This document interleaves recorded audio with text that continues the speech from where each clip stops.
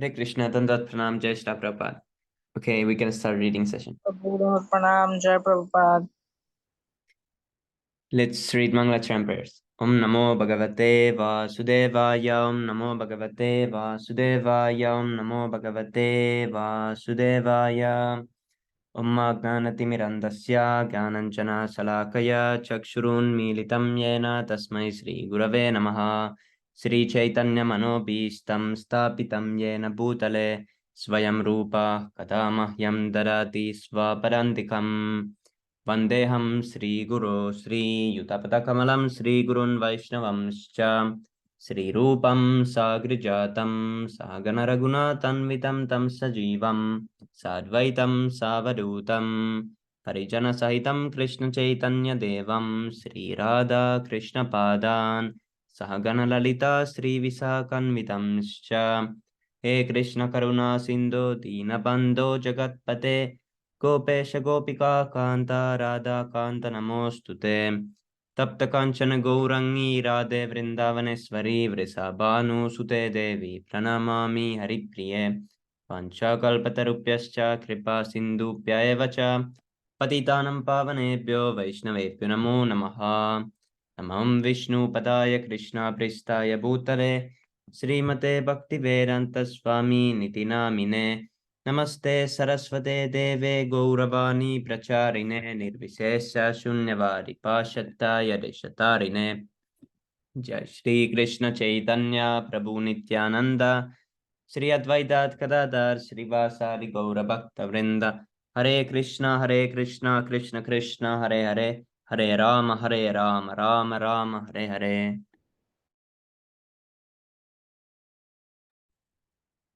Hare Bol. Okay, so today we read the chapter 24, the liberation of Balvala and Lord Balaram's touring the sacred places. Yeah, Hare Bol. Prabhu, can you read? Well, Prabhu, music background, it is, Yes, celebration. So it's going to disturb you. Okay, Prabhu, I can read also. Lord Balaram prepared himself to meet the demon Balvala. At the time when the demon usually attacked the sacred place, there appeared a great hailstorm. The whole sky became covered with dust and the atmosphere became surcharged with filthy smell. Just after this, the mischievous demon, Balvala, began to shower torrents of stool and urine and other impure substances on the arena of sacrifice. After this onslaught, the demon himself appeared with a great trident in his hand. He was a gigantic person, and his black body was like a huge mass of carbon.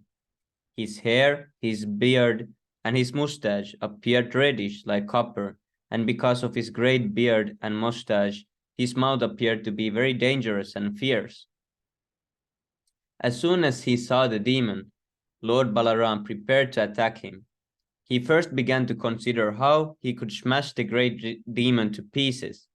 Lord Balaram called for his plow and club, and they immediately appeared before him. The demon Balvala was flying in the sky, and the first opportunity Lord Balaram dragged him down with his plow and angrily smashed the demon's head with his club. By Balaram striking, the forehead of the demon became fractured. There was a profuse flow of blood from his forehead, and he began to scream loudly. In this way, the demon, who had been such a great disturbance to the pious Brahmanas, fell to the ground. His falling was like a great mountain with red oxide peak being struck by a thunderbolt and smashed to the ground. The inhabitants of Naimisharanya, learned sages and Brahmanas, became most pleased by seeing this, and they offered their respectful prayers to Lord Balaram.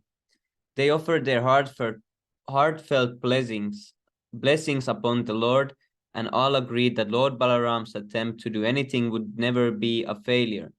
The sages and Brahmanas then performed a ceremonial baiting of Lord Balaram, just as King Indra is baited by the demigods when he is victorious over the demons. The Brahmanas and sages honored Lord Balaram by presenting him first-class new clothing and ornaments and lotus flower garland of victory, the reservoir of all beauty, which was never to be dried up, being in everlasting existence. After this incident, Lord Balaram took permission from the Brahmanas assembled at Naimisharanya and accompanied by other Brahmanas went to the bank of the river Kaushiki. After taking his bath in this holy place, he proceeded toward the river Sarayu and visited the source of the river. He began to travel on the bank of the Sarayu river, and he gradually reached Prayaga, where there is a confluence of three rivers, the Ganga, Yamuna, and Saraswati. Here also he regularly took his bath, worshipped the local temples of God, and as it is enjoined in the Vedic literatures, offered oblations to the forefathers and sages. He gradually reached the ashram of the sage Pulaha, and from there went to Gandaki on the river Gomati. After this, he took his bath in the river Vipasha. Then gradually he came to the bank of the Shona river. The Shona river is still running as one of the big rivers in the Bihar province. He also took his bath there and performed the Vedic ritualistic ceremonies. He continued his travels and gradually came to the pilgrimage city of Gaya, where there is a celebrated Vishnu temple. According to the advice of his father, Vasudeva, he offered oblations to the forefathers in this Vishnu temple. From here, he traveled to the delta of the Ganga, where the sacred river Ganga mixes with the Bay of Bengal. This sacred place is called Ganga Sagara, and at the end of January every year there is still a great assembly of saintly persons and pious men, just as there is an assembly of saintly persons in Prayaga every year, which is called the Magh Mela Fair. After finishing his bathing and ritualistic ceremonies at Ganga Sagara, Lord Balaram proceeded toward the mountain known as Mahendra Parvata. At this place, he met Parashurama, the incarnation of Lord Krishna, and he offered him respect by bowing down before him. After this, he gradually turned towards southern India and visited the banks of the river Godavari. After taking his bath in the river Godavari and performing the necessary ritualistic ceremonies, he gradually visited the other rivers, the Vena, Pampa, and Bhimarathi. On the bank of the river Bhimarathi, there is the deity called Swami Kartikeya. After visiting Kartikeya, Lord Balaram gradually proceeded to Shailapura, a pilgrimage city in the province of Maharashtra. Shailapura is one of the biggest districts in Maharashtra province. He then gradually proceeded towards the Dravida Desha. Southern India is divided into 5 parts called Panchadravida. Northern India is also divided into 5 parts called Panchagaura. All the important acharyas of the modern age, namely Shankaracharya, Ramanujacharya, Madhavacharya, Vishnushvami, and Nimbarka, advented themselves in these Dravida provinces. Lord Chaitanya appeared in Bengal, which is part of the 5 Gaura Deshas. The most important place of pilgrimage in southern India or Dravida is Venkatachala, commonly known as Balaji. After visiting this place, Lord Balaram proceeded toward Vishnu Kanchi, and from there he proceeded on the bank of the river Kaveri. He took his bath in the river Kaveri. Then he gradually reached Rangakshetra. The biggest temple in the world is in Rangakshetra, and the Vishnu deity there is celebrated as Ranganatha. A similar temple of Ranganatha is in Vrindavan, although it is not as big as the temple in Rangakshetra. While going to Vishnu Kanchi, Lord Balaram also visited Shiva Kanchi. After visiting Rangakshetra, he gradually proceeded toward Mathura, commonly known as the Mathura of the southern India. After visiting this place, he gradually proceeded towards Setubanda. Setubanda is the place where Lord Ramachandra constructed the stone bridge from India to Lanka, Ceylon. In this particular holy place, Lord Balaram distributed 10,000 cows to the local Brahmana priests. It is the Vedic custom that when a rich visitor goes to any place of pilgrimage, he gives in charity to the local priest gifts of horses, cows, ornaments, and garments. This system of visiting places of pilgrimage and providing the local Brahmana priests with all necessities of life has greatly deteriorated in this age of Kali. The richer section of the population, because of its degradation in Vedic culture, is no longer attracted by these places of pilgrimage, and the Brahmana priests who depend on such visitors have also deteriorated in their professional duty of helping the visitors. These Brahmana priests in the places of pilgrimage are called Panda or Pandit. This means that they formerly were very learned Brahmanas and used to guide the visitors in all details of the purpose of coming there, and thus both the visitors and the priests were benefited by mutual cooperation. It is clear from the description of Srimad Bhagavatam that when Lord Balaram was visiting the different places of pilgrimage, he properly followed the Vedic system. After distributing cows at Setubanda, Lord Balaram proceeded toward the Kritamala and Tamraparni rivers. These two rivers are celebrated as sacred, and Lord Balaram bathed in both. He then proceeded toward Malaya Hill.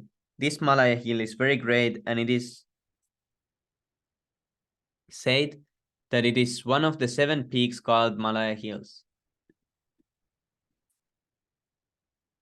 The great sage Agastya used to live there, and Lord Balaram visited him and offered his respects by bowing down before him. After taking the sage's blessings, Lord Balaram, with the sage's permission, proceeded toward the Indian Ocean. At the point of the cape, there is a big temple of the goddess Durga, where she is known as Kanya Kumari. This temple of Kanya Kumari was also visited by Lord Ramachandra, and therefore it is to be understood that the temple has been existing for millions of years. From there, Lord Balaram went to visit the pilgrimage city known as Palgunar Tirtha, which is on the shore of the Indian Ocean or the Southern Ocean. Palguna Tirtha is celebrated because Lord Vishnu, in his incarnation of Ananta, is lying there. From Palguna Tirtha, Lord Balaram went to visit another pilgrimage spot known as Panchapsarasa.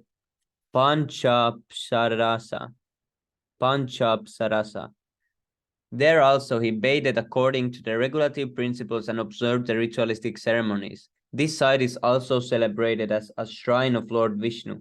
Therefore, Lord Balaram distributed 10,000 cows to the local Brahmana priests. From Cape Comarin, Lord Balaram turned toward Kerala. The country of Kerala is still existing in southern India under the name of South Kerala. After visiting this place, he came to Gokarna Tirtha, where Lord Shiva is constantly worshipped. Balaram then visited the temple of Arya Devi, which is completely surrounded by water. From that island, he went on to a place known as Shurparaka. After this, he bathed in the rivers known as Tapi, Payoshni, and Nirvindya, and he came to the forest known as Dandakaranya. This is the same Dandakaranya forest where Lord Ramachandra lived while he was in exile. Lord Balaram next came to the bank of the river Narmada, the biggest river in central India. On the bank of the sacred Narmada, there is a pilgrimage spot known as Mahishmati Puri. After bathing there, according to regulative principles, Lord Balaram returned to Prabhasha Tirtha, wherefrom he had begun his journey. When Lord Balaram returned to Prabhasha Tirtha, he heard from the Brahmanas that Most of the Kshatriyas in the battle of Kurukshetra had been killed. Balaram felt relieved to hear that the burden of the world had been reduced. Lord Krishna and Balaram appeared on this earth to lessen the burden of military strength created by the ambitious Kshatriya kings. This is the way of materialistic life, not being satisfied by the absolute necessities of life. People ambitiously create extra demands, and their illegal desires are checked by the laws of nature or by laws of God, appearing as famine, war, pestilence, and similar catastrophes. Lord Balaram heard that although most of the Kshatriyas had been killed, the Kurus were still engaged in fighting. Therefore, he returned to the battlefield just on the day Bhishma Sena and Duryodhana were engaged in a personal duel as well-wisher of both of them. Lord Balaram wanted to stop them, but they would not stop. When Lord Balaram appeared on the scene, King Yudhishthira and his young brothers Nakula, Sahadeva, Lord Krishna, and Arjuna immediately offered him their respectful obeisances. But they did not speak at all. The reason they were silent was that Lord Balaram was somewhat affectionate toward Duryodhana, and Duryodhana had learned from Balaramji the art of fighting with a club. Thus, when the fighting was going on, King Yudhishthira and others thought that Balaram might come there to say something in favor of Duryodhana, and they therefore remained silent. Both Duryodhana and Bhishmasena were very enthusiastic in fighting with clubs and in the midst of large audiences. Each was very skillfully trying to strike the other, and while attempting to do so, they appeared to be dancing. But although they appeared to be dancing, it was clear that both of them were very angry. Lord Balaram, wanting to stop the fighting, said, "My dear King Duryodhana and Bhishmasena, I know that both of you are great fighters and are well known in the world as great heroes, but still I think that Bhishmasena is superior to Duryodhana in bodily strength. On the other hand, Duryodhana is superior in the art of fighting with a club. Taking this into consideration, my opinion is that neither of you is inferior to the other in fighting. Under the circumstances, there is very little chance of one of you being defeated by the other. Therefore, I request you not to waste your time in fighting in this way. I wish you to stop these unnecessary fights." The good instruction given by Lord Balaram to both Bhishmasena and Duryodhana was intended for the equal benefit of both of them. But they were so enwrapped in anger against each other that they could only remember their long-lasting personal enmity. Each thought only of killing the other, and they did not give much importance to the instruction of Lord Balaram. Both of them then became like madmen in remembering the strong accusations and ill behavior they had exchanged with one another.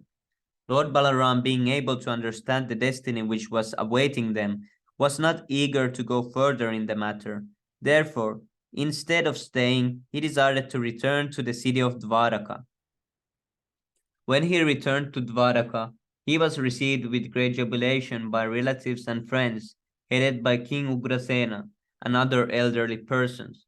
All of them came forward to welcome Lord Balaram. After this, he again went to the holy place of pilgrimage at Naimisharanya, and the sages, saintly persons, and brahmanas all received him standing. They understood that Lord Balaram, although a Kshatriya, was now retired from the fighting business. The Brahmanas and the sages, who were always for peace and tranquility, were very pleased at this. All of them embraced Balaram with great affection and induced him to perform various kinds of sacrifices in the sacred spot of Naimisharanya. Actually, Lord Balaram had no business performing the sacrifices recommended for ordinary human beings. He is the Supreme Personality of Godhead, and therefore he himself is the enjoyer of all such sacrifices. As such, his exemplary action in performing sacrifices was only to give a lesson to the common man to show how one should abide by the injunctions of the Vedas. The Supreme Personality of Godhead, Balaram, instructed the sages and saintly persons at Naimisharanya on the subject matter of the living entities, relationship with the cosmic manifestation on how one should accept this whole universe and on how one should relate with the cosmos in order to achieve the highest goal of perfection.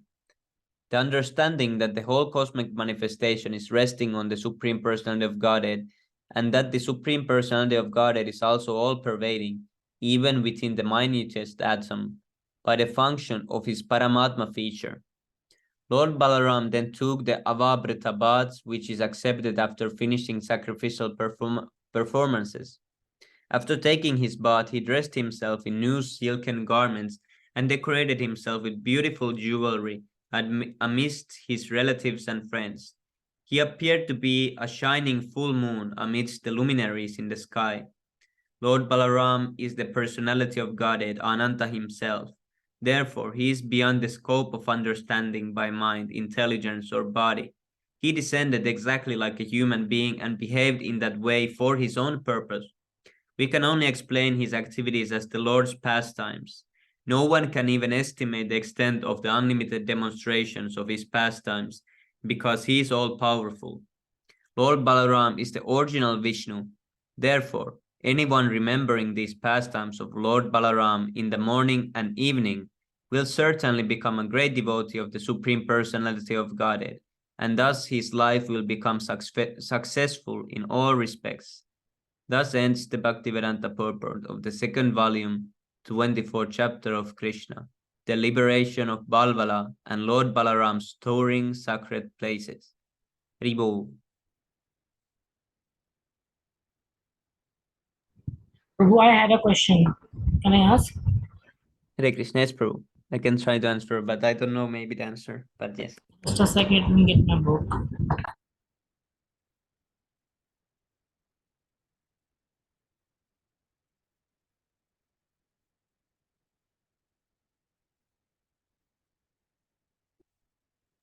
It's a question from the Bhagavad Gita, though. Let me just open the verse. Yes, Prabhu.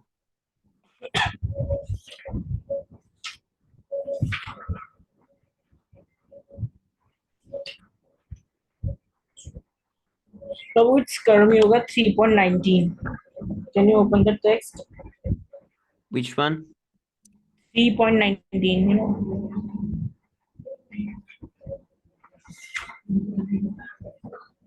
I want to ask that Prabhu, here Krishna is advising, to uh, without being attached to the activities. But I want to ask for an example. I'm doing any activity. I'm just doing on the basis because I know that I'm going to get fruit of the activity. So how am I going to perform any activity without if I am not, attached to the fruit? Have you read the purport? We can read that Yes, first. Prabhu. Yes, Okay. Prabhu. Okay, I read it. The Supreme is the personality of Godhead for the devotees and liberation for the impersonalists.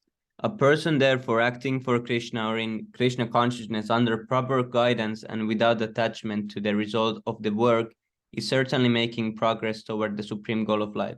Arjuna is told that he should fight in the battle of Kurukshetra for the interest of Krishna because Krishna wanted him to fight.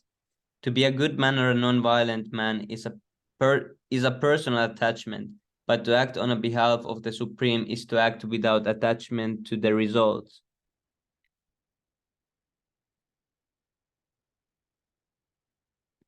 That is perfect action on the highest degree recommended by the Supreme Personality of Godhead, Sri Krishna.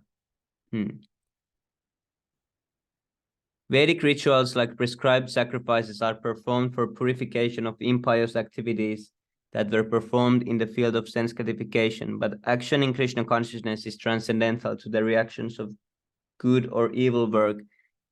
A Krishna conscious person has no attachment for the result but acts on behalf of Krishna alone. He engages in all kinds of activities but is completely non-attached. Yes, Prabhu. So what is the question?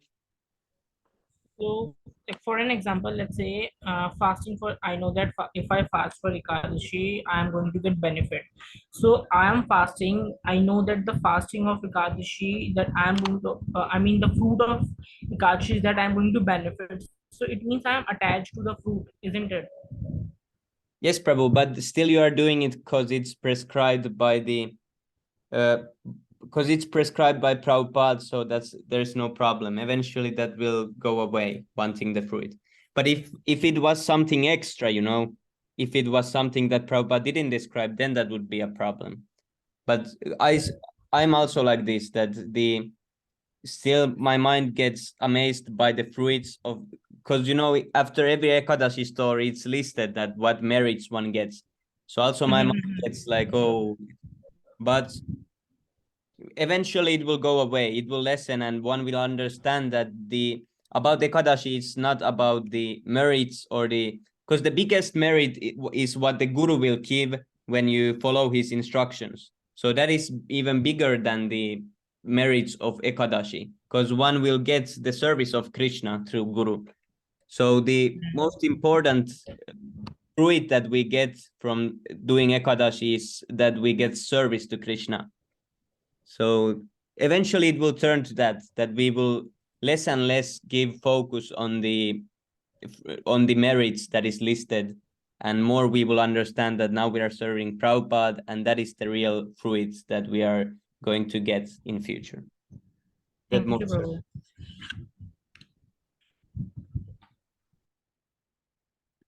Let's see. Hare Krishna Prabhu, double pranam, Jai Srila Prabhu. Hare Krishna Vishnu Prabhu, please accept my humble obeisances for glory to Srila Prabhupada. Hare Krishna Prabhu. Hare Krishna Prabhu, Dandavat Pranam, Jai Prabhupada. Hare Krishna Prabhu.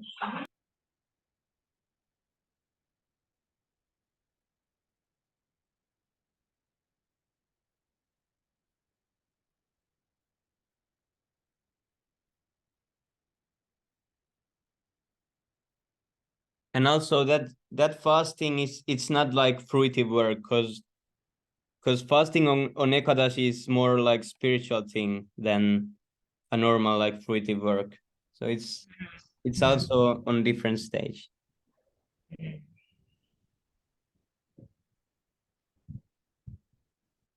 Because usually the Ekadashi is done so our sins get less.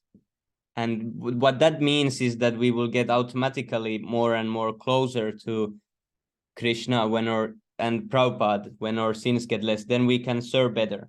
So that is what Ekadashi always gives. It removes sins or makes them diminish. So, but that is the fruit of the Ekadashi, that your sins get lessened. So, anyways, if one wants to enjoy that fruit, it would be that his sins get lessened and he becomes more eligible to service.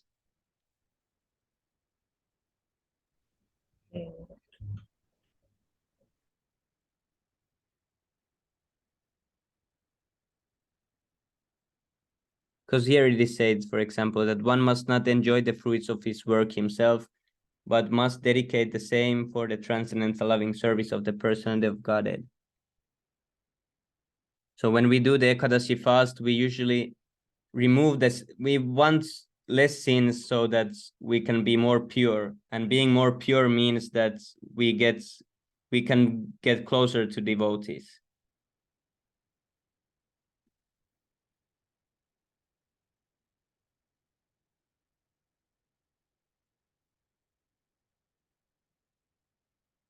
Vishnu Prabhu, we already read one chapter. Oh, I'm sorry, Prabhu. It's very rainy here, so I got late.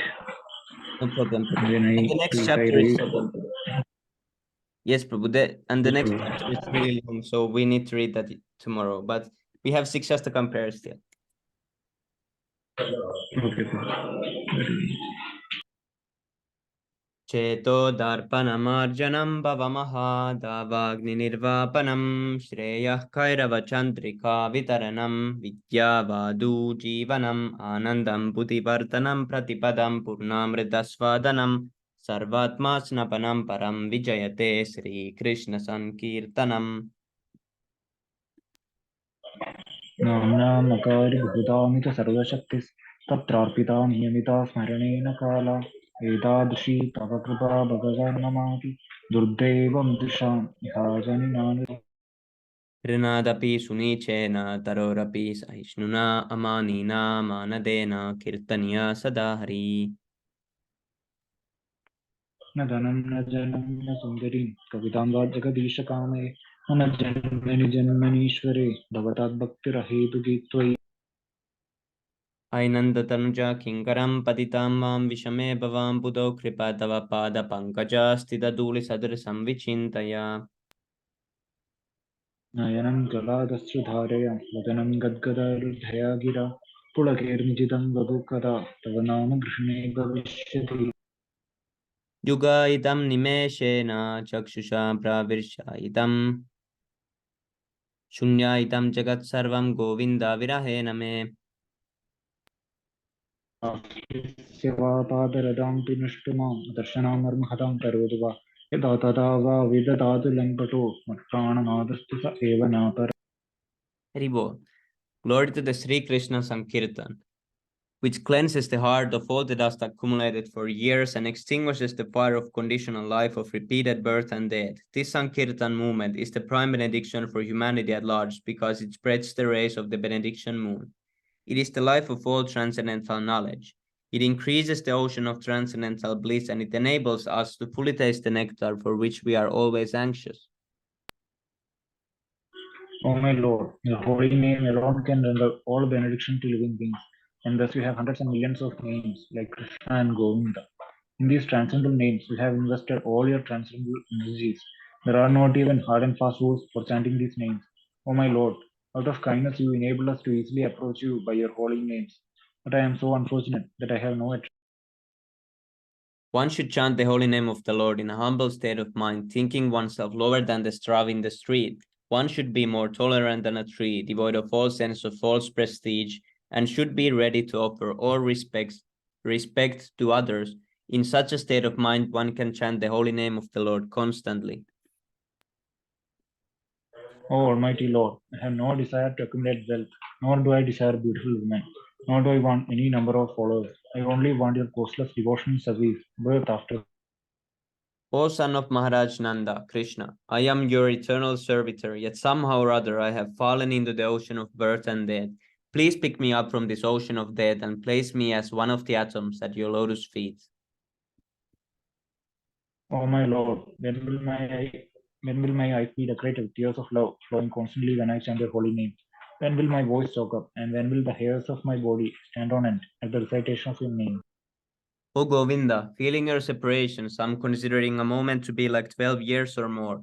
Tears are flowing from my eyes like torrents of rain, and I'm feeling all vacant in the world in your absence.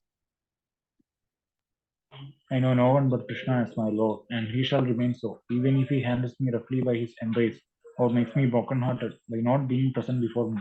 He is completely free to do anything and everything, for he is always my worshipful Lord, unconditional. Ribo, Sri Siksastakam ki jai, Panchatattva ki jai, Nityananda Prabhu ki jai, Sri Krishna Chaitanya Mahaprabhu ki jai, Jagat Guru Sri Nanda Swami Shila Prabhupada ki jai. Nitai Gaura Premanande, Hari Hari Bol.